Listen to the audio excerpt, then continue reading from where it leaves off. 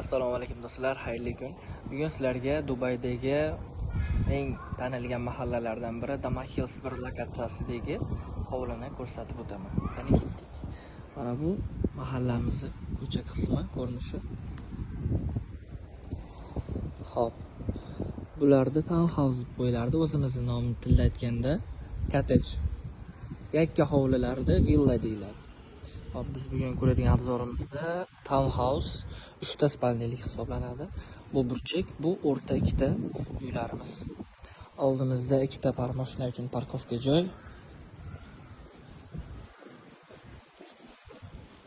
Townhouse ga kiradigan qismimiz.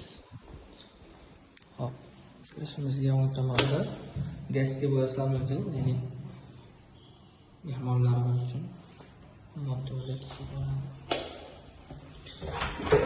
Oldimizda mini kladovka. Keyin chap tomonimizda esa kuxonniy zonamiz. Texnikani qo'yiladi xolos. Qolgani hammasi tayyor. Svetlar, suvlar hammasi ulangan bo'ladi. Kuxonniyimizni oldiga yopiq joyga kir mashinalarni qo'ysanglar bo'ladi. Suvlari, turbalari hammasi o'tgan. Посуда mashina bo'lsa, bu yerga qo'ysa bo'ladi. Bu tomonga xolodilnik, duxovka, vытяжка hammasi moslashib joylashtirilgan. Hop, oshxonamiz oldi qismi ochilgan turidan bo'ladi-da. Ovqatlanib o'tiradigan zonamiz bog'ga qaragan, ya'ni bu ham bitta ajralib turuvchi jihatlardan biri. Hamma uylar ham bu bog'iga qaragan emas. Shuning uchun narxlari ham shunga qarab o'ynaydi. Orqa hovli qismimiz.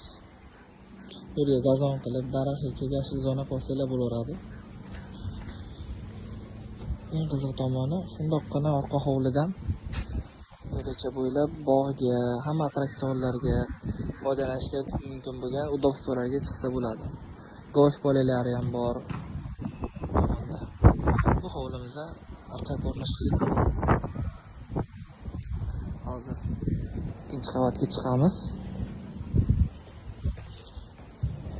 Aytib o'tganimdek, 3 ta spalniyadan iborat.